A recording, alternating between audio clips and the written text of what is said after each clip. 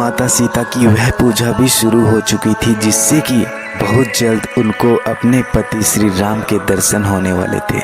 दूसरी ओर लव और कुश भरत से कहते हैं कि मैं तुमसे युद्ध नहीं करना चाहता। गुरुदेव की कथा अनुसार तुम तीनों पूजनीय हो, हम तो सिर्फ श्री राम से ही युद्ध करना चाहते हैं और हमारे मन में जो प्रश्न उठ रहे हैं वो उनसे पूछना चाहते हैं। तो हनुमान जी उनसे कहते हैं हम भी तुमसे युद्ध नहीं करना चाहते और तुम दोनों बालक इस घोड़े सहित हमारे साथ अयोध्या चलो, वहाँ पर जो भी तुम श्री राम से पूछना चाहो वो पूछ सकते हो। लेकिन लव और कुश को लगता है कि हनुमान जी चतुराई दिखा रहे हैं और अयोध्या जाकर हमको बंदी बनवा लेंगे। तो वो दोनों हनुमान जी को मना कर देते हैं कि हम आपके साथ नहीं जा सकते। हनुमान जी भी कहते हैं कि बिना घोड़ा वापस लिए। तो अब भरत के कहने पर भी लव कुश घोड़ा वापस देने के लिए मना कर देते हैं। तो उसके बाद भरत और लव कुश के बीच बाणों की बरसात होती है। बहुत देर तक उनके बीच में युद्ध होता है और इसके बीच कुश अपने दिव्य बाण से हनुमान जी को बंदी बना देते हैं। सुग्रीव भरत पर हुए वार को अपनी गदा से रोक देते हैं और अब सुग्रीव अपनी गदा से उन पर वार करते हैं, परंतु उनकी गदा से भी लव कुश बच जाते हैं और अब लव कुश दोनों एक साथ भरत और सुग्रीव पर वार करते हैं, जिससे कि भरत और सुग्रीव घायल हो जाते हैं। इस तरह से लव कुश द्वारा भरत और सुग्रीव को पराजित कर लिया जाता है। और जब यह खबर श्री राम तक पहुंचती है तो श्री राम ये खबर सुनकर हैरान रह जाते हैं और अब श्री राम स्वयं लव कुश के पास जाने का तो अब खाना खाने के समय पर लव कुश हनुमान जी को खाना खाने के लिए कहते हैं, परंतु हनुमान जी के हाथ बंधे हुए होते हैं। तो हनुमान जी उनको वचन देते हैं कि तुम अगर मेरे हाथ भी खोल दो तो भी मैं तुम्हारा बंदी ही बना रहूँगा। तो लव कुश हनुमान जी के हाथ खोल देते हैं ताकि हनुमान जी अच्छे से खाना खा सकें। तो उतने को श्री राम भी लव कुश तक पहुँच जाते हैं और वहाँ का दृश्य देखने के बाद श्री राम लव कुश से कहते हैं कि तुम किसी भी देश के राजा नहीं हो तो तुमको हमसे ईर्ष्या किस बात की है।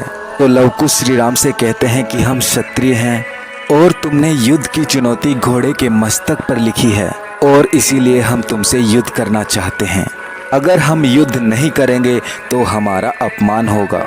हनुमान जी भी श्री राम से कहते हैं कि मुझे क्षमा करना प्रभु, मैं अभी इनका बंदी बना हूँ और मैंने इनको वचन भी दिया है। तो अब इसके बाद क्या होता है जानने के लिए मेरा तो अब श्री राम लव कुश को देखकर कहते हैं कि तुम्हें देखकर तुमसे युद्ध करने का मन नहीं हो रहा है, लेकिन तुम्हारी कोमलता को देखकर तुम्हें प्यार देने का मन कर रहा है। तो लव कुश कहते हैं कि हम पर मोहिनी जाल मत डालो, क्षत्रिय युद्ध करते हैं बातें नहीं। तुम्हें अपने पूर्वजों की आन है, हमसे युद्ध करके अगर तुम अपना घोड़ा वापस ले सकते हो तो ले लीजिए। तो यह सुनकर श्री राम बहुत ज़्यादा क्रोधित होते हैं और जैसे ही अपना बाण उठाते हैं उतने को वहाँ पर वाल्मीकि जी पहुँच जाते हैं और वो श्री राम से कहते हैं कि तुम एक वीर योद्धा हो, एक राजा हो, तुम बच्चों से युद्ध नहीं कर सकते, ये तो बच्चों की हट है, आप इनकी बातों में ना आएं। और अब वाल्मीकि जी लव कुश को श्री राम से क्षमा मांगने के लिए कहते हैं। तो लव कुश क्षमा मांगने से पहले श्री राम से यह पूछते हैं कि सीता जैसी पवित्र नारी को।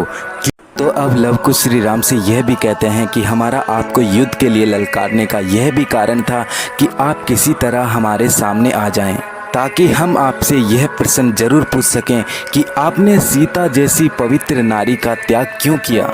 श्री राम उनसे साफ साफ जवाब देते हैं कि प्रजा के कारण। मैं एक राजा हूँ और राजा का जो कर्तव्य होता है मैंने वही निभाया है। तो अब लव कुश श्री राम से क्षमा मांगते हैं और कहते हैं कि अगर आप हमें दंड भी देना चाहो तो दे सकते हो। श्री राम उनको दिल से क्षमा कर देते हैं और उनकी वीरता के लिए उनको उपहार देने के लिए कहते हैं और उनसे कहते हैं कि जब तुम्हारी शिक्षा पूरी हो जाए तो गुरुदेव का आशीर्वाद लेकर और उनकी आज्ञा लेकर तुम महल में अवश्य पुरस्कार लेने के लिए आना। तो उसके बाद ही वाल्मीकि जी हनुमान जी को घोड़ा अयोध्या वापस ले जाने के लिए कह देते हैं। तो उसके बाद क्या होता है जानने के लिए मेरा नेक्स्ट एपिसोड जरूर देखना।